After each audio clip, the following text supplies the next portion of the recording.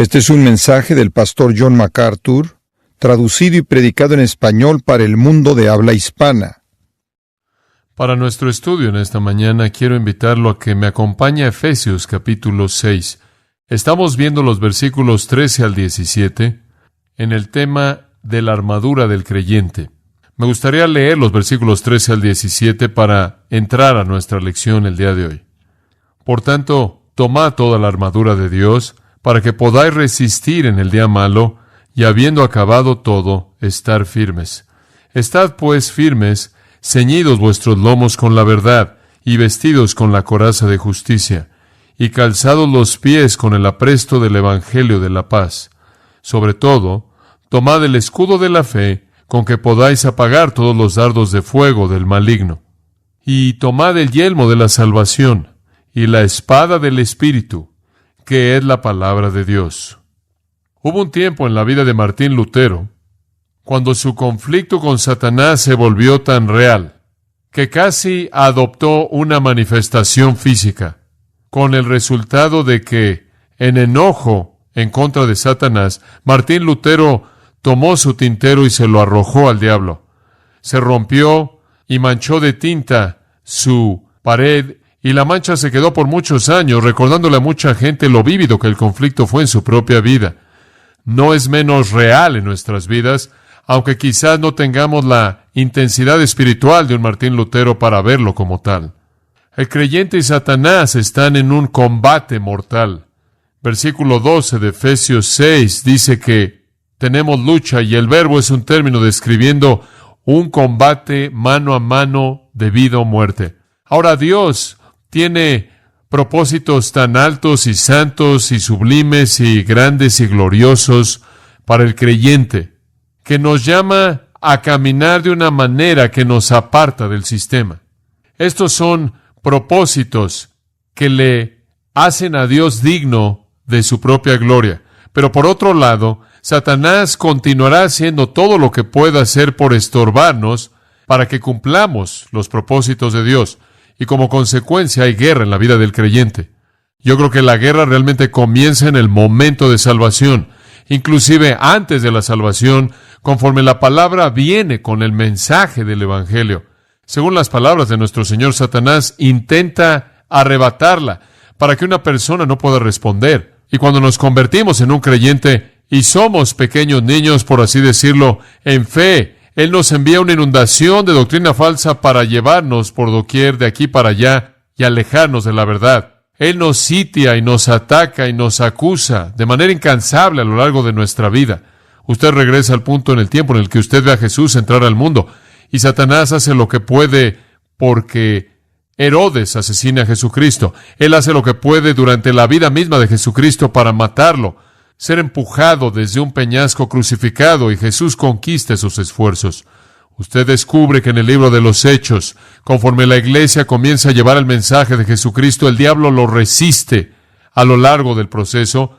Pablo comienza sus viajes misioneros para extender el evangelio al mundo, y él se encuentra con magos y hechiceros y personas poseídas por demonios tratando de estorbar el esfuerzo. Pedro, en el día de Pentecostés, enfrenta hostilidad, y de ahí en adelante la persecución se desata en contra de esa iglesia. El Sanedrín son llamados a cuestionar a estas personas y les piden que guarden silencio. Y a lo largo del Nuevo Testamento y los Evangelios, esto es resistido por Satanás. Finalmente, cuando la iglesia nace en términos de sus raíces y tiene un cimiento y comienza a marchar a lo largo de los siglos, desde el tiempo en el que conocemos como el año de nuestro Señor, los primeros 3 siglos están inundados de persecuciones en contra de la iglesia, la muerte de cristianos, el martirio de aquellos que aman al Señor, y después entramos al terror de la Edad Oscura, en la cual el testimonio entero del Evangelio se vuelve casi apagado, excepto por unas cuantas velas de grupos fieles que creyeron la verdad a lo largo de esa época. Finalmente, en el tiempo de la Reforma, la luz vuelve a brillar y oímos el Evangelio resonando de manera fuerte y clara conforme el nacimiento de la iglesia protestante se lleva a cabo. Y después hay una guerra a ese nivel entre el romanismo y la iglesia protestante. Finalmente llegamos a nuestro propio día y el protestantismo está bastante extendido y el evangelio es conocido, y viene la infiltración del modernismo y del liberalismo y de la neortodoxia, y la psicología y todas estas otras cosas, por no decir nada de los ataques del comunismo y humanismo y materialismo y hedonismo y todas estas cosas, de tal manera que vemos desde el principio mismo, a lo largo de la historia, una batalla terrible entre Satanás y el Evangelio de Cristo. Y no es solo una batalla de movimientos, no es solo una batalla de ideologías, es una batalla en la vida de todo individuo, conforme Satanás ataca la obra de Dios que él intenta llevar a cabo en la vida de sus hijos. Entonces hay una guerra, y esa es la razón por la que Pablo cierra Efesios como lo hace. Claro que tenemos los recursos en los primeros 3 capítulos, claro, sabemos cómo debemos andar de una manera digna en los siguientes capítulos, pero va a haber resistencia, y esa es la razón por la que él cierra como él cierra. Satanás se opone a todo lo que Dios hace. Por ejemplo, Jesús revela la verdad. Juan 1:17 dice, Él está lleno de gracia y verdad. Y Satanás la encubre. En Juan 8:44 dice que Él es un mentiroso y padre de mentiras. Entonces Jesús está revelando la verdad y Satanás está ocultándola. Por otro lado, la Biblia nos dice en Juan 5:24 que Jesús da vida. Él dice, el Padre le ha dado vida a Él y Él le da vida a quien Él quiere. Y Satanás en Juan 8:44 le es llamado un homicida. Él quita la vida. Y en Hebreos 2:14 se dice de Él que tiene el poder de la muerte. Y entonces Jesús da vida y Satanás quita la vida. Jesús revela la verdad y Satanás la oculta. Jesús produce fruto espiritual, según Gálatas 5:22. Jesús produce en nuestras vidas amor, gozo, paz, paciencia, benignidad, bondad, fe, mansedumbre y templanza. Y Satanás produce fruto carnal, y también está enlistado en Gálatas 5. El fruto de la carne es fornicación, inmundicia, lascivia, idolatría, hechicerías, odio, enemistades, celos, iras, divisiones, herejías, envidias, homicidios, embriagueces, orgías, etc. Jesús, la Biblia dice, nos prueba para que podamos madurar. Santiago 1 dice que la prueba de nuestra fe nos hace perfectos, mientras que Satanás nos tienta para destruirnos. Él anda alrededor, dice Pedro, como león rugiente buscando a quien devorar. Entonces, por un lado, Jesús revela la verdad, Satanás la oculta. Jesús produce vida, Satanás quita la vida. Jesús produce fruto espiritual y Satanás produce fruto carnal, malo y vil. Jesús nos prueba para hacernos maduros y Satanás nos devora para destruir. En Juan 8 usted tiene esta afirmación, que si conoce al Hijo, el Hijo lo liberará. Usted tiene en 2 Timoteo 2:26 el hecho de que Satanás lo hace usted un esclavo. En 1 de Juan 2:1 Jesús defiende al creyente. Si alguno pecare, abogado tenemos para con el Padre, Jesucristo el justo. Pero en Apocalipsis 12:10 el diablo nos acusa. Entonces usted tiene este conflicto tremendo que se está llevando a cabo todo el tiempo entre Dios y Satanás en la vida de un creyente. Ahora, ¿cómo vamos a ganar? ¿Cómo vamos a conocer la victoria? ¿Cómo vamos más allá de nuestras dudas? ¿Cómo nos elevamos por encima de nuestros pecados? ¿Cómo superamos nuestras indiferencias? ¿Cómo alcanzamos el nivel de vida espiritual al que Dios nos llama? ¿Cómo caminamos de una manera digna de un llamado elevado, un llamado celestial? ¿Cómo derrotamos a Satanás? ¿Cómo llegamos a obtener la victoria? Bueno, la Biblia nos da soluciones. De hecho, el Nuevo Testamento nos da varias respuestas clave. Y quiero que usted las escuche. Esta es una pequeña mini teología de cómo un creyente enfrenta a Satanás. Y por cierto, esto es lo que la Biblia enseña acerca de cómo usted enfrenta a Satanás en su propia vida. Y hasta ahí llega. Hay gente en la actualidad que quiere promover exorcismos y ciertos rituales y tienen ciertas fórmulas para enfrentar a Satanás, pero esto es lo que las Escrituras dicen. Le voy a dar unos 5 o 6 principios y vamos a verlos rápidamente. Le voy a dar una pequeña secuencia. Número 1, en primer lugar, para conocer la victoria sobre Satanás, debemos reconocer que Cristo ya ha derrotado a Satanás. Ya le ha dado un golpe que ha derrotado a Satanás. Reconozca que Cristo ya lo ha derrotado. En 1 de Juan 3:8 dice que Jesús vino a destruir las obras del diablo. En Hebreos 2:14 dice que Él vino a destruir a aquel que tenía el poder de la muerte, a quien todos nosotros estábamos sujetos a esclavitud. Entonces sepan esto, amados, que el Señor ya ha dado un golpe de derrota. La segunda cosa, el Nuevo Testamento dice, reconozca que el poder que le dio ese golpe reside en usted. El poder que derrotó a Satanás está morando en usted. En 1 de Juan 4, dice en el versículo 4, mayor es el que está en vosotros que el que está en el mundo. Cuando un creyente es salvo, él recibe el Espíritu de Dios. Implantado en él está el poder que derrotó a Satanás. El recurso, la reserva está ahí. Tercera cosa. Primera de Pedro 5, versículos 8 y 9, dicen esto. Sed sobrios. Eso significa conozca sus prioridades. Esté comprometido. Velad. Esto es, esté atento. Porque vuestro adversario, el diablo, como león rugiente, anda alrededor mirando a quién devorar. Al cual resistid firmes en la fe. Ahora observe. Principio número 1. Reconozca que Cristo ya le ha dado un golpe de derrota a Satanás. Principio número 2. Reconozca que Satanás, ese poder que derrotó a Satanás, mora en usted por el Espíritu de Dios. Ese es su recurso, el de usted. Número 3. Resista a Satanás. Resístalo. Y puede hacerlo porque usted tiene ese poder disponible. Ahora dice usted, bueno, John, ¿cómo es que lo resistes? Como Pedro dice. Bueno, veamos Efesios 4:27. Eso nos va a dar otro concepto. Efesios 4:27 nos dice cómo resistimos a Satanás, expresando su poder en nuestras vidas. Efesios 4:27 simplemente dice esto. Ni dad lugar al diablo. Simplemente usted nunca le dé a él un lugar. Es bastante simple, no le dé lugar. Ahora, la implicación del versículo es que si usted tiene un lugar es porque usted se lo dio, ¿verdad? De tal manera que su voluntad es la clave. Ahora, regresemos de nuevo. Comience al reconocer que el golpe mortal ya ha sido dado. Después pasa, en segundo lugar, al hecho de que el poder que dio ese golpe mortal reside en usted. Esté alerta, entonces, en resistir sus esfuerzos. ¿Qué significa eso? No le dé lugar alguno a Satanás en su vida. Dice usted, muy bien, ¿cómo evito hacer eso? ¿Cómo es que evito darle lugar a él? ¿Cómo es que me mantengo, como dice 2 Corintios 2:11, cómo es que me guardo de darle ocasión a él una ventaja? La respuesta es esta, 2 Corintios 2:11. No seáis ignorantes de sus estrategias. Muy bien, ¿quiere usted no darle un lugar? Entonces esté consciente del punto del que va a atacar. Cierre la ventana. Póngale la llave a la puerta. Asegúrese de que no es ignorante usted de sus estrategias. Dice usted, bueno, ¿cuáles son sus estrategias? Primera de Juan dice porque todo, eso es correcto, la palabra todo, porque todo lo que está en el mundo, los deseos de la carne, los deseos de los ojos y la vanagloria de la vida, no viene del Padre, sino del mundo. ¿Cómo es que Satanás lo ataca a usted? Los deseos de los ojos, los deseos de la carne y la vanagloria de la vida. Esa es su estrategia. Entonces, si usted no es ignorante ahí, usted cierra la puerta a los ojos, usted cierra la puerta a los deseos de la carne, usted cierra la puerta a los deseos de los ojos, usted cierra la puerta a la vanagloria de la vida, usted no le va a dar lugar a Satanás, y si no le da lugar a Satanás, usted va a resistir que le entre a su vida.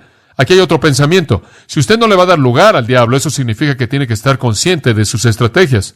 No puede ser ignorante. Y en segundo lugar, cuando lo vea venir, huya. 2 Timoteo 2:22 dice, huye de las pasiones juveniles, huye de la tentación y sigue la justicia, dice. Ahora, esta es una fórmula bastante simple. Permítame volverlo a decir para que lo entienda. Reconozca el golpe mortal que ya se le ha dado por el poder de Cristo. Reconozca que el poder reside en su vida. Por lo tanto, resista al diablo, lo cual significa no le dé lugar en su vida a él. Usted hace eso, número 1, al no ser ignorante de sus estrategias, y 2, cuando vienen al huir de ellas. Dice usted, bueno, John, ¿cómo es que te orientas para hacer esto? Ese es 2 Corintios 10:3. 2 Corintios 10:3. Porque aunque andamos en la carne, no luchamos según la carne. Lo que Pablo está diciendo es que somos seres humanos, pero nuestra batalla no es una batalla humana. Somos criaturas físicas, pero nuestra batalla no es una batalla física. Versículo 4 de 2 Corintios 10. Porque las armas de nuestra milicia no son carnales. No estamos peleando una batalla humana. Los hombres realmente no son el enemigo. La batalla realmente no es a nivel humano, a nivel carnal. Nuestras armas no son simplemente carnales, sino que son poderosas en Dios. En otras palabras, tenemos una batalla espiritual que demanda armas espirituales. Ahora, ¿cómo vamos a usar estas armas? ¿Cómo vamos a saber que podemos estar conscientes de sus estrategias, que podemos huir de sus tentaciones y que podemos resistir sus ataques? ¿Y cómo podemos estar seguros de que no le vamos a dar lugar en nuestras vidas? ¿Cómo vamos a apropiarnos del poder? Al final del versículo 5 simplemente dice, llevando cautivo todo pensamiento a la obediencia de Cristo. Ahora escuche, esa es la nota final en nuestra pequeña teología breve. para que podamos saber que Cristo le ha dado un golpe mortal a Satanás, para que podamos saber que ese mismo poder reside en nosotros, para que podamos resistir a Satanás, no darle lugar a su entrada, no ser ignorantes de sus estrategias, huir sus tentaciones. Debemos llevar todo pensamiento cautivo a la obediencia de Cristo. En otras palabras, nuestra mente debe estar controlada por la palabra de Dios mediante el poder del Espíritu de Dios.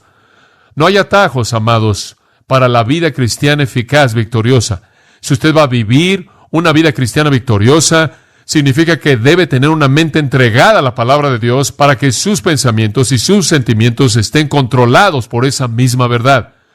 Ahora esa es la fórmula del Nuevo Testamento en un marco teológico simplemente tomado de varios pasajes.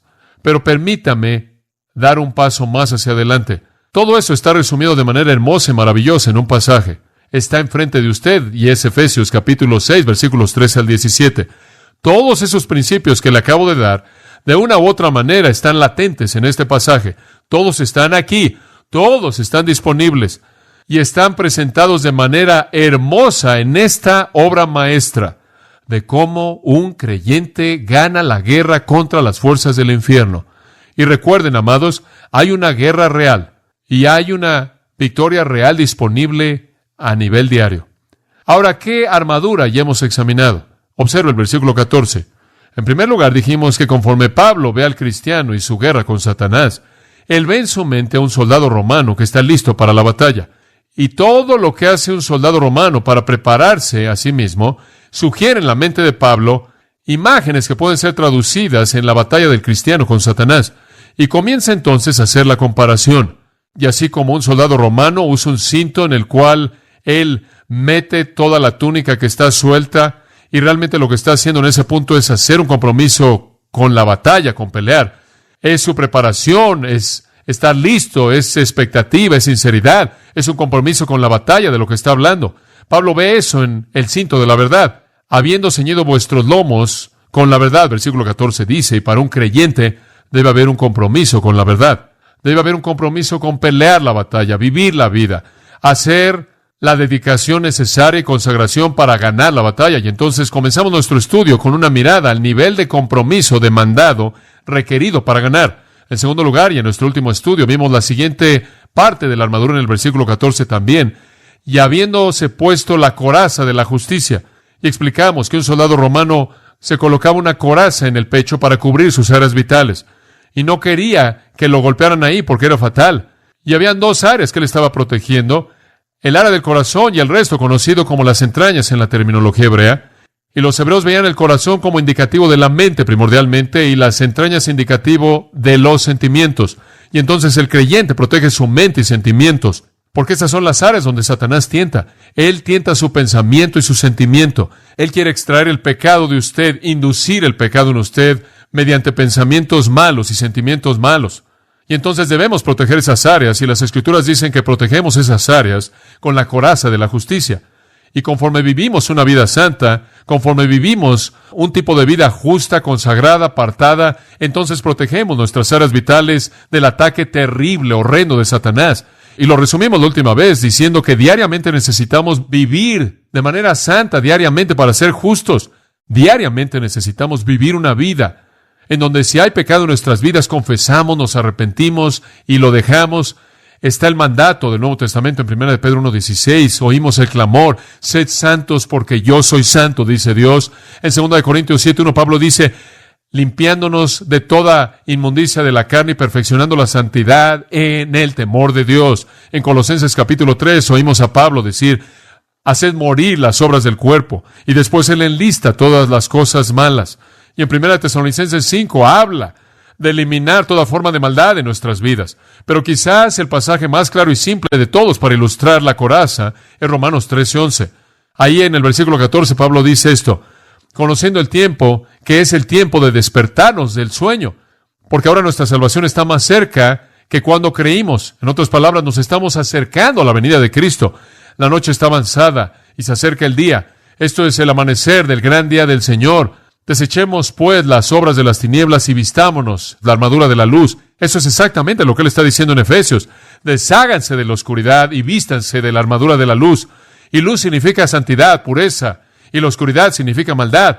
Entonces, despojándonos, quitándonos las obras de las tinieblas, vistámonos de la armadura de la luz. Esa es la coraza. Después él dice, andemos honestamente. Ese es el cinto del compromiso. Ese es el cinto de la verdad, sin hipocresía, comprometidos con ganar, como de día, dispuestos a ser expuestos, porque somos justos e íntegros conforme peleamos por el Señor. Desechemos, no en glotonerías y borracheras, inmoralidad, lo cual significa vivir sin vergüenza, no en contiendas y envidias, sino vestidos del Señor Jesucristo y no proveáis para los deseos de la carne. Entonces, él realmente está diciendo lo mismo en Efesios acerca de la coraza de justicia. Desháganse de la basura, la oscuridad, la maldad y vivan en una relación santa y justa con el Señor. Eso no significa que usted va a ser perfecto. Estamos esforzándonos por serlo. Fracasamos, pero cuando pecamos, debemos estar confesando y arrepintiéndonos de ese pecado. Y después, en tercer lugar, y para esta mañana, quiero que vea los pies calzados con el Evangelio de la paz. Esto es tremendo. ¡Oh, qué gran concepto tan maravilloso es este! Versículo 15, y calzados vuestros pies con el apresto del Evangelio de la paz. Ahora él viene al calzado de los soldados. El calzado se ha convertido en una parte importante de nuestra cultura. Originalmente el calzado era usado para proteger los pies, ahora se han convertido en un artículo de moda. Francamente, no necesitamos tanta protección para nuestros pies. Nuestros autos no tienen alfombra, nuestras calles tienen buen pavimento, y nuestras iglesias tienen alfombra, y nuestras oficinas tienen alfombra, y los lugares que no tienen alfombra tienen pisos bastante limpios. En la mayoría de los casos, no estamos caminando sobre piedras o en lodo o pisando polvo o tratando de pasar en medio de arbustos con espinas y demás. Realmente hemos pavimentado y alfombrado nuestro mundo, y los zapatos primordialmente se han convertido en un artículo de moda. Entonces, no necesariamente podamos entender el retrato de manera tan clara como debiéramos, a menos de que entendamos lo terrible que era el terreno en ese entonces, lo penetrantes que eran las espinas y las cosas que estaban en el piso, lo difícil que sería estar caminando sobre las piedras y las rocas y todo lo demás en esas partes del mundo. Quizás podríamos tener una pequeña idea si viéramos en la actualidad una necesidad especial para los zapatos, si estuviéramos escalando o cruzando el desierto, caminando en pavimento caliente o lo que sea. Y esta es la razón por la que en esos días se usaba el calzado. En la actualidad también tenemos zapatos para todo tipo concebible de deporte. Y siempre me parece sorprendente ver cómo todo sirve una función. Si usted está participando en un deporte sobre concreto, tiene cierto tipo de calzado. Si usted va a estar sobre polvo, es otro tipo de calzado. Noto que inclusive para el tenis, dependiendo del tipo de superficie sobre la cual esté jugando, algunas canchas de pasto en Wimbledon, algunas canchas de arcilla, algunas canchas de concreto, algunas de hule, todo tiene que tener un tipo diferente de suela. Y tienen cierto tipo de calzado para pisos de madera y otro tipo de calzado para otros pisos. Hay diferentes tipos de zapatos para correr dependiendo si usted está corriendo en una pista con algo de hule u otro material, y así sigue. Y ahora usted va a su centro comercial y usted ve una tienda ahí, y creo que le llaman Foot Locker, el vestidor del calzado. Sé que mis hijos van directamente ahí tan pronto como llegamos al centro comercial, fascinados con todas esas cosas. Tienen todos los zapatos para todas las razones. Le dije que estuve en el vestidor de Jerry Terrell la otra noche y vi su vestidor, y habían 8 diferentes pares de tenis de béisbol ahí. Y yo le dije, ¿tienes muchos de estos? Dijo, sí, todo equipo tiene uno para cada superficie diferente. Toda superficie demanda un calzado diferente. Y yo me puedo identificar con eso. Me acuerdo una vez en la universidad, estábamos jugando fútbol americano, y estábamos jugando ahí en el Tazón de las Rosas, y había llovido por un par de semanas antes del juego, y estaba bastante mal el suelo, y claro, cuando se juega mucho en el campo, hacia el final de la temporada, el césped primordialmente ya se acabó, y después llueve y se vuelve simplemente algo problemático, y lo que hacen es que pasan un pequeño carro por encima y lo pintan de verde para que se vea con pasto, pero realmente no hay mucho pasto. Y se veía bastante bien para nosotros, realmente no sabíamos cómo sería. Tenía 2 pares de calzado en fútbol americano, uno que tenía tacos largos para un mal terreno y el otro con los cortos, y pensé que estaría bien con los cortos. Los largos eran algo pesados, no me gustó eso, y entonces tomé los pequeños, los cortos, y fueron los equivocados. Tenía el calzado impropio, no era apropiado, realmente no lo descubrí hasta que dieron la patada de inicio y estaba allá atrás en la yarda 4 para recibir el balón y regresarlo, y llegó el balón del aire y conforme lo recibí, di unos 2 pasos y terminé aterrizando en mi hemisferio del sur, enfrente del mundo entero, y estaba ahí sentado con el balón gentilmente cuidado por mis piernas, mientras que 21 personas se me quedaron viendo, ninguno de los cuales ni siquiera me tocó. Me caí totalmente solo. Me senté ahí en la yarda número 6, mientras que todos comenzamos como un equipo desde la profundidad de nuestro propio territorio, y me di cuenta, ¿sabes una cosa? Debería haberme puesto los otros zapatos. Inclusive traté de ir a la banca para que alguien que no estaba jugando con tanta frecuencia como yo quisiera cambiar conmigo, pero nadie quiso cambiar, y entonces me resbalé por todo el campo. Tenemos razones para las cosas que tenemos. Los zapatos proveen cierta función, y esto es especialmente verdad en la guerra. Si es importante en el deporte, se puede imaginar cuánto más importante sería si usted estuviera peleando por su vida. Y un soldado romano no se metía en una batalla con un calzado simple de piel, con una suela lisa. Se estaría resbalando y cayendo por todos lados. Él podría estar tratando de subir por una roca para pelear contra un hombre, y él se resbalaría ahí por las rocas, y entonces tenía que tener un calzado especial, y era muy importante, porque en la batalla esto podría salvarle la vida, posiblemente. También tenían que tener un tipo especial de calzado que durara para las marchas largas, porque cubrían cantidades tremendas de terreno. Recordará usted leyendo acerca del ejército romano, recordará leyendo acerca de las marchas largas de César, y muchas guerras han sido perdidas porque los soldados no tuvieron el calzado adecuado. Inclusive usted lee acerca del tiempo de la guerra de la Revolución norteamericana, estadounidense, cuando usted ve a los soldados bajo el general Washington con su calzado siendo envuelto porque ya no podían tener calzado, estaban tan desgastados. Han habido otros puntos en la historia humana en donde las batallas han sido perdidas porque no podían proteger los pies de los soldados de que se congelaran o se lastimaran o se hirieran. También en el tiempo de las guerras romanas había una costumbre común. En la actualidad tenemos campos de minas para atrapar a los ejércitos que se acercan. En esos días, sabiendo que un ejército venía detrás de cierto ejército, ellos colocaban en el suelo palos que estaban afilados a un punto de ser una navaja, enfrentando ese ejército, esperando perforar los pies de los soldados que iban avanzando. Y entonces, para protegerse a sí mismos, los soldados romanos usaban una bota que tenía una suela pesada que no podía ser perforada, porque si sus pies eran perforados no podían caminar, y eso podía debilitar al soldado entero. Y usted sabe, él podía ser quizás el mejor soldado que había, él podía tener la fuerza más grande y todo eso, pero si sus pies estaban lastimados, la planta de sus pies, él estaba aniquilado. Es sorprendente. Usted puede lastimarse su brazo, sus manos, sus codos, sus hombros, y todavía puede seguirse moviendo y funcionar, pero si usted se lastima sus pies, realmente usted está debilitado. Y entonces trataban de perforar sus pies. También en la batalla usted podría ser el hombre más fuerte que vive, usted podría tener la mejor espada que hay, pero si usted no se puede poner de pie, usted está en serios problemas. Y entonces era de tal importancia el calzado que esto es lo que usaban. Usaban una especie de semibota con una suela gruesa que tenía una especie de clavos así, y estaba amarrado de esta manera a sus pies, y después tenían tiras que se amarraban en toda dirección, de tal manera que estaba tremendamente apretada, adhiriéndose a su pie. En la parte de abajo tenían una especie de clavos, como pequeños pedazos de metal que salían de la parte de abajo, como en fútbol americano, o un zapato para atletismo, o un zapato de béisbol, para que pudieran pararse en la tierra. Esto les daba firmeza para que pudieran estar de pie en la batalla. Y esto es lo que Pablo ve. Él ve a este soldado romano de pie, y sus pies están firmes, y él puede permanecer de pie firme y hacer movimientos rápidos y mantener sus pies en su lugar. Él no se resbala, él no se cae.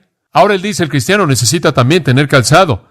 Usted puede salir ahí, usted sabe, y puede tener ahí su cinto todo apretado, hombre, está comprometido, y puede tener su coraza en su pecho, y puede estar viviendo una vida santa y justa como el Señor quiere, pero a menos de que pueda estar de pie, usted se va a caer, y entonces debe tener una base sólida. Ahora regresemos al versículo 15 y veamos los puntos específicos. Y calzados los pies con el apresto del evangelio de la paz. Sus pies deben estar calzados con el apresto, y la palabra apresto aquí no necesita confundirlo. Probablemente se oye un poco rara la manera en la que es traducida. Simplemente significa listo o equipado. Y lo que él está diciendo es que sus pies deben estar listos. Al tener el calzado puesto, eso es lo que él está diciendo. Deben estar equipados, deben estar preparados, esa es la idea. De hecho, en Tito 3:1, el mismo término, Apresto, preparación es traducido listos. Entonces es la idea de estar listo, de estar preparado, de estar equipado. Nuestros pies deben estar equipados, deben estar calzados de manera apropiada para la batalla. Ahora, la mayoría de la gente que lee esto y muchos comentaristas que han escrito acerca de esto suponen que tiene una referencia al ir a predicar el Evangelio de la paz. Hombre, tengo mis zapatos del Evangelio puestos y voy a salir a predicar. Y básicamente sacan eso de Romanos 10:15, porque Romanos 10:15 cita Isaías 52:7. Escrito está: cuán hermosos son los pies de los que predican el Evangelio de la paz y traen las buenas nuevas de cosas buenas. Cuán hermosos son los pies de los que predican el Evangelio de la paz. Tiene usted la misma frase ahí, el Evangelio de la paz. Y entonces en el mensaje de Pablo en Romanos 10:15, cuando él dice, ¿cómo irán sin un predicador y cómo predicará alguien a menos de que sea enviado? Y entonces, por lo tanto, cuán hermosos son los pies de aquellos que salen y predican el Evangelio de la paz. Ahora, el Evangelio de la paz, escucha esto, es algo que debe ser predicado, no hay duda. Es algo que debe ser llevado y predicado. De eso está hablando Romanos 10. No es de lo que Efesios 6 está hablando. Efesios 6 no tiene nada que ver con predicar, no tiene nada que ver con salir a ningún lugar. ¿Cuál es la primera palabra en el versículo 14? ¿Cuál es? Estad, pues, firmes. Esa es la primera frase. Esto no es salir, es estar de pie, de lo que está hablando el apóstol. Y el punto aquí no es evangelizar a los perdidos. El punto aquí no es predicar el evangelio. El punto aquí es pelear contra el diablo. Esto no es evangelismo a un incrédulo. Esto es conflicto para el cristiano. Él no está hablando de ir a ningún lugar y predicar. Él está hablando de estar de pie en donde está y pelear contra el diablo. La idea es mejor expresada en las palabras de 1 Corintios 16:13. Estad firmes en la fe. Estad firmes en la fe. Versículo 11. Para que podáis estar firmes. Ese es el punto. Versículo 13. Para que podáis resistir y habiendo todo, estad firmes. Todo tiene que ver con estar firme, estar de pie, no ir, salir, moverse. Entonces, esa no es la interpretación apropiada. Claro que el Evangelio de la paz puede ser predicado. Debe ser predicado. Y son hermosos los pies de aquellos que salen y lo predican. Pero ese no es el punto aquí. Esto no es evangelismo. Este es el creyente en conflicto con Satanás. Y él está diciendo, debido a que nuestros pies tienen puestos o están calzados con las buenas nuevas de la paz, estamos de pie, no nos deslizamos, no nos resbalamos, no nos caemos cuando estamos bajo ataque. Ahora veamos la frase, el Evangelio de la paz. Bueno, ¿qué es eso? ¿Qué es? Bueno, el Evangelio significa ¿qué? Buenas noticias. ¿Y paz significa qué? Paz. Son las buenas noticias de paz. ¿Y cuáles son las buenas noticias de paz? Romanos capítulo 5. Pase ahí porque es un pasaje muy importante. Romanos capítulo 5. Estas son las buenas noticias de la paz. Quiero que observe el versículo 6. Romanos 5:6. Ahora, aquí está el retrato básico del hombre. Porque cuando éramos débiles, muy bien, el hombre es débil. Él es débil. Versículo 7. Porque apenas uno moriría por un hombre justo, lo cual significa que por un hombre injusto nadie jamás moriría. Entonces la implicación está en el versículo 6, somos débiles. En el versículo 7, somos injustos. En el versículo 8, porque siendo aún pecadores, Cristo murió por nosotros, entonces somos pecadores. Versículo 9, mucho más entonces, siendo justificados por su sangre, seremos salvos de la ira. Eso indica que éramos no justificados, no salvos y los objetos de la ira de Dios. Ahora, allá hay una definición del hombre. Versículo 6, débil. Versículo 7, injusto. Versículo 8, pecaminoso. Versículo 9, no justificado, no salvo y un objeto de ira. Resumiéndolo todo, ese tipo de hombre, versículo 10, sí, cuando éramos enemigos. Ese es el resumen. Usted toma un hombre quien es débil, injusto, pecaminoso, no salvo. ¿Y qué es lo que usted tiene? Un enemigo de Dios, quien es el objeto del juicio de Dios. El Dios y el hombre, escuche esto, están en dos lados diferentes. Nunca permita que alguien lo convenza de que Dios es el Padre de todo mundo, que Dios ama y tolera a todo mundo y que todo mundo está en la familia de Dios. Leímos al principio de nuestro servicio Nahum capítulo 1 que dice, Dios no va a absolver al impío, Dios es un Dios de venganza y un Dios de justicia, y si un hombre y una mujer son enemigos de Dios, van a sentir el juicio de Dios. ¿Pero qué hizo Dios para cambiar esto? Versículo 6 de nuevo, cuando éramos débiles, a su debido tiempo Cristo murió. Versículo 7, éramos injustos, y apenas por un hombre justo alguien moriría. Quizás por un hombre bueno alguien se atrevería a morir. Mas Dios muestra su amor para con nosotros en que siendo pecadores, Cristo murió por nosotros. Dios dice, son enemigos, pero voy a tratar de remediar esto en la muerte de Cristo. Y somos entonces justificados, versículo 9, por su sangre, somos salvos de la ira mediante Él. Cuando éramos enemigos, fuimos reconciliados con Dios por la muerte de su Hijo. ¿Lo ve? Ahora, entonces escúcheme. ¿Qué es el Evangelio? El Evangelio es que el hombre estaba en guerra con Dios, pero Cristo hizo la paz, ¿verdad? Cristo hizo la paz. Ese es el Evangelio de la paz. Ahora regresa al versículo 1 del capítulo 5 de Romanos. Por tanto, habiendo sido justificados por la fe debido a lo que Cristo ha hecho, tenemos paz para con Dios por medio de nuestro Señor Jesucristo. Ese es el Evangelio. El Evangelio es que el hombre y Dios estaban en guerra y Dios estaba en el lado contrario contra el hombre, como Jesús dijo, si no estás conmigo, ¿estás qué? ¿Contra mí? En el libro de Apocalipsis el Señor dice, vendré contra ti, pelearé contra ti con la espada de mi boca. Entonces el hombre es un enemigo de Dios, sin embargo Cristo viene y hace de la paz una realidad. Esas son las buenas noticias. Las buenas noticias es que usted está en paz con Dios. Dios y usted ya no están en lados opuestos.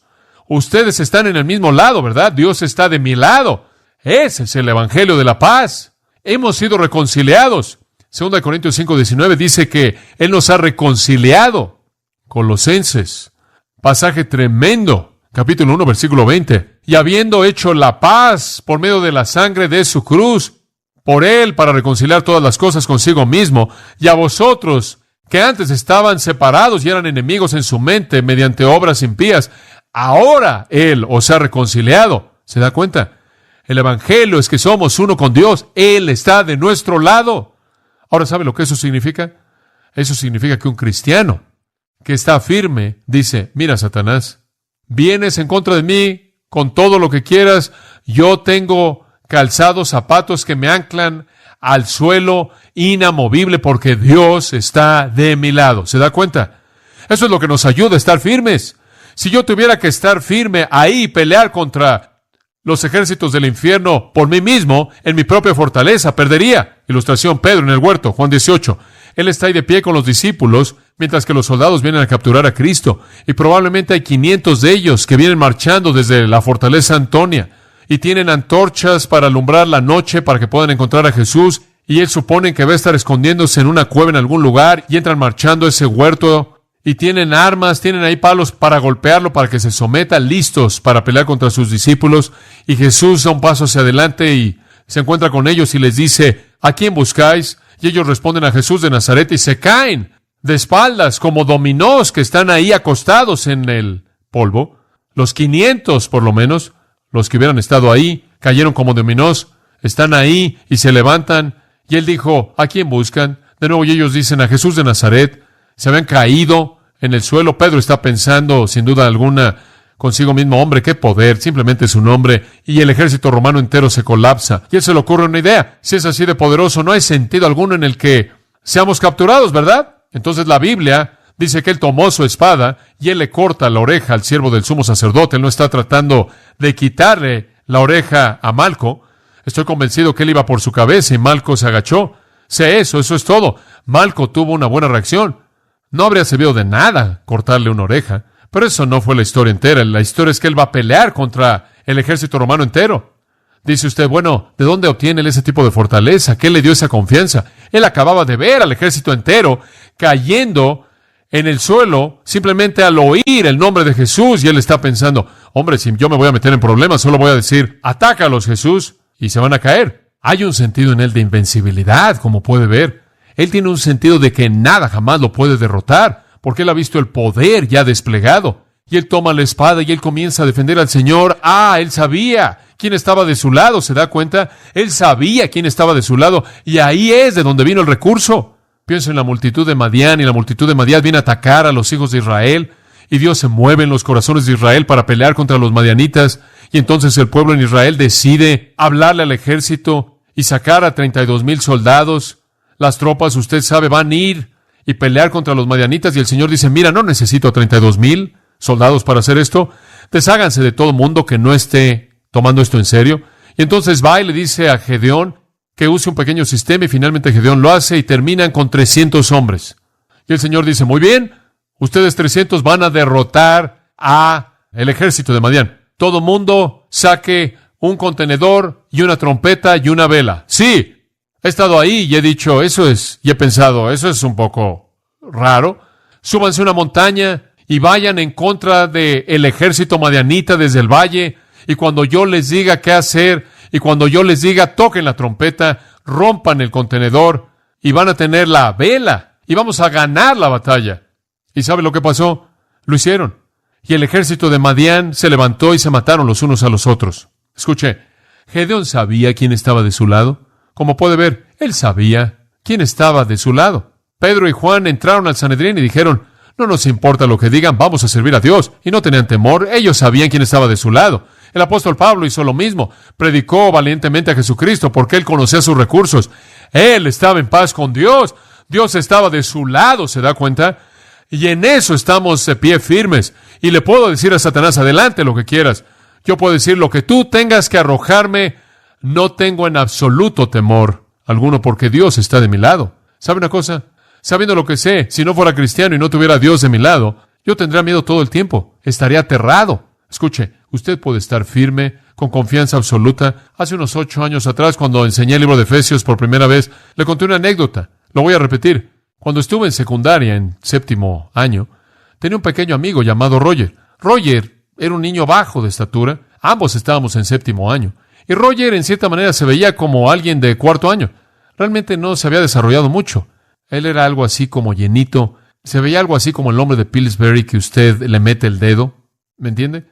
Él era algo así como gordito y bonito y se veía como un niño tierno. Y Roger era mi amigo porque yo era el hijo del pastor y él estaba en la iglesia también.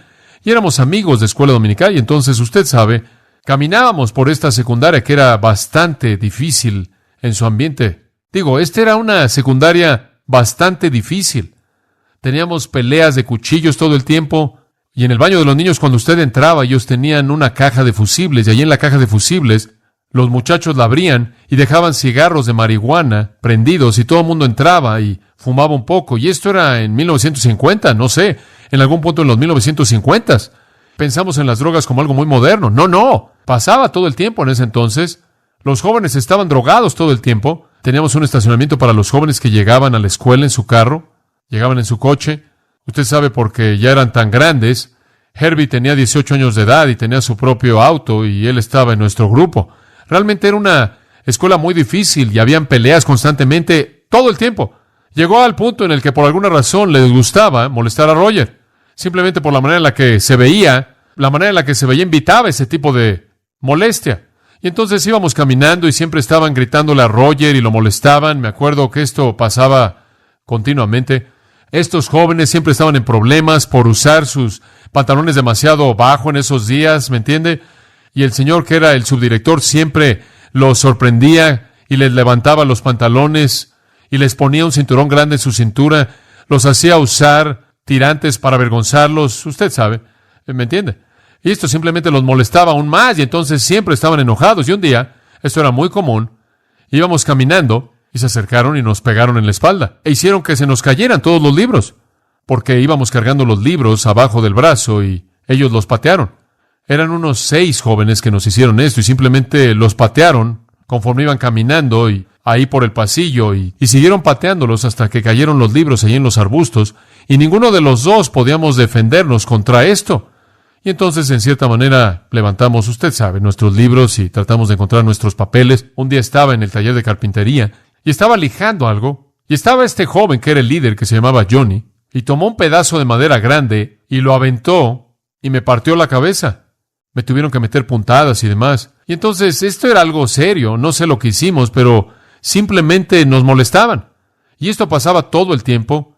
Este joven llamado Johnny era el líder. Bueno, un día estábamos en el vestidor y nos estábamos preparando para irnos después de la clase de educación física, y llegó el grupo, llegó la pandilla, y los chicos malos se cubrían la cabeza, se ponían un gorro, los llamábamos, los jóvenes duros. Y vinieron y pensaron que sería muy chistoso, muy simpático, y entraron y nos empujaron, y nos caímos de la banca, nos pegamos con los lockers, con los vestidores, en la parte de atrás de nuestra cabeza, como si fuera una especie de comedia. Simplemente usted sabe, ¡pam!, hacia atrás. Alfonso y Gastón, usted sabe. Y ahí estábamos acostados sobre el suelo, y Roger finalmente dice, eso es suficiente. Bueno, usted sabe, usted solo puede tolerar hasta cierto punto, ¿verdad? Bueno, yo le dije, bueno, ¿qué vas a hacer, Roger? Él dijo, bueno, voy a decirle a mi hermano. Yo le dije, bueno, eso es bueno, y el nombre de su hermano era Steve. Nunca lo olvidaré, la familia Williams. Steve jugaba en fútbol americano para la Universidad Estatal de Long Beach. Era el linebacker de en medio. Steve medía 1.90 y tenía cintura de 30 pulgadas. Nunca olvidaré a Steve porque me acuerdo la primera vez que lo oí dar su testimonio, él estaba manejando un camión de pan y chocó contra un muro de concreto a unos 50 kilómetros por hora y salió caminando. Ese es el tipo de hombre que era. Era un hombre tremendamente fuerte físicamente hablando. Pero bueno, Roger dijo que le iba a decir a su hermano y entonces dije, muy bien, Roger. Y entonces regresó al otro día y dijo, Steve va a venir a la escuela mañana y va a hacer algo. Entonces estos jóvenes tenían un área ahí junto al gimnasio en donde se habían acabado el pasto. Realmente llegaban todas las mañanas y fumaban y metían la marihuana y demás y estaban ahí, desgastaban el pasto y simplemente platicaban, unos 6 o algo así de ellos, y siempre estaban ahí. Entonces este día Steve estaba ahí, nada más que se quedó atrás de un edificio para que no lo pudieran ver. Y estábamos a unos 15 minutos de empezar la clase ese día. Y Roger y yo en cierta manera estábamos ahí platicando, esperando ver lo que iba a pasar. Y entonces Roger gritó y dice, oye, le dice a Johnny, ven aquí. Y entonces se estaban riendo y realmente pensaron lo vamos a aplastar. Y este Johnny viene y tenía hasta antecedentes penales. De hecho, más adelante es algo triste. Más adelante terminó siendo matado en algún tipo de robo o algo así. Pero bueno, él llegó aquí aparentando ser muy fuerte y se estaba riendo y burlándose de Roger. En ese punto Steve salió de atrás del edificio y se acerca a Roger y le dice, ¿cuál? Y Roger dice, ¿ese? Y en ese punto Steve se acercó a este joven. Nunca lo olvidaré. Esto es exactamente lo que pasó. Simplemente levantó al joven de la playera. Lo levantó. De un puñetazo le tiró 4 dientes. Simplemente aplastó su nariz, sus 2 dientes de adelante y no sé los demás. Y después lo levantó y claro, el joven estaba inconsciente. Lo levantó y había una reja enfrente de la pared del gimnasio y lo aventó por arriba de la reja en contra de la pared y terminó atrás del arbusto. Y después le dijo al resto de sus amigos, no vuelvan jamás a volverse a meter con Roger. Y se fue. ¿Quieres saber lo que pasó en nuestra secundaria? Roger dominaba. No había duda. Roger estaba a cargo de la secundaria de Downey del Norte. ¿Sabe por qué? Porque Roger tenía recursos. ¿Sabe una cosa? Es tremendo saber que Jesucristo dijo, no me avergüenzo de llamarles hermanos míos. No me avergüenzo de llamarles mis hermanos. Es algo grandioso saber que Él está de nuestro lado. Amén. Y cuando Satanás viene a atacar y nuestros pies están firmemente plantados en el piso sólido del Evangelio de la Paz, que dice, las buenas noticias es que no soy un enemigo. No estoy del otro lado. Dios está de mi lado debido a Jesucristo. Y entonces, sin importar lo que Satanás traiga, puedo, como el versículo 10 dice, fortalecerme en el Señor y en el poder de su fuerza. Y esa es la confianza de que sus pies tengan puestos el apresto del Evangelio de la Paz. Escuche, la victoria está disponible en su vida como cristiano. Simplemente responda a estas 3 preguntas conforme cierro. Número 1, ¿realmente quiero ganar? ¿Realmente quiero ganar? ¿Tengo puesto el cinto del compromiso? Pregunta número 2, ¿busco vivir una vida santa? ¿Tengo puesto una coraza en el pecho de la justicia? Y número 3, ¿soy valiente en la batalla porque mis pies están firmemente plantados en la confianza en Dios? Si usted anda por todos lados dudando del Señor y su fortaleza, usted va a perder. Pero si usted puede responder a esas 3 preguntas, sí, usted es un ganador. Y Dios va a hacer cosas emocionantes y revolucionarias con su vida para su propia gloria. Oremos. Padre, te damos gracias en esta mañana por la confianza que tu palabra nos da. Gracias porque Jesucristo murió por nosotros, de tal manera que ya no somos enemigos sino amigos, de tal manera que ya no estamos lejos sino hemos sido traídos a la familia, de tal manera que no estamos aislados sino que fuimos hechos participantes de la naturaleza divina. Oh Dios, gracias por Jesucristo, quien pagó nuestro castigo, quien llevó nuestro juicio, quien recibió tu venganza y tu justicia, para que podamos conocer tu gracia admirable. Oh Señor, gracias por darnos los recursos, gracias por implantar dentro de nosotros el poder mismo que causó la caída de Satanás. Gracias por darnos en ese poder del Espíritu de Dios la fortaleza para resistir al diablo. para nunca darle un lugar ni ser ignorantes de sus estrategias y siempre huir de sus tentaciones, porque nuestros pensamientos son llevados a la cautividad de Jesucristo. Oh Dios, haznos obedientes a tu palabra y te agradeceremos por el privilegio en el nombre de Cristo. Amén. Usted ha escuchado a John MacArthur, maestro bíblico de Gracia a Vosotros. Para más información y acceso gratuito a todos los mensajes de John, así como una lista de libros incluyendo la Biblia de estudio, visite la página web en gracia.org. Gracia a Vosotros y el pastor John MacArthur se reservan toda protección y el derecho de autor bajo la ley que esté vigente. La información de derechos de autor está disponible en gracia.org, que incluye instrucciones para limitar la duplicación de este archivo digital. Gracia a Vosotros es una organización sin fines de lucro, dedicada a desarrollar recursos desde las enseñanzas del pastor John MacArthur, las cuales ofrecen la verdad de las Escrituras.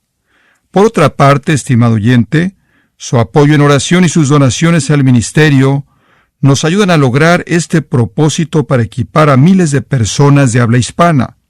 Si desea hacer una donación u ofrenda, puede hacerlo utilizando su tarjeta Visa, Mastercard, Discovery o American Express. Si vive en Estados Unidos o Puerto Rico, puede llamarnos al 1-866-5-GRACIA. Esto es 1-866-5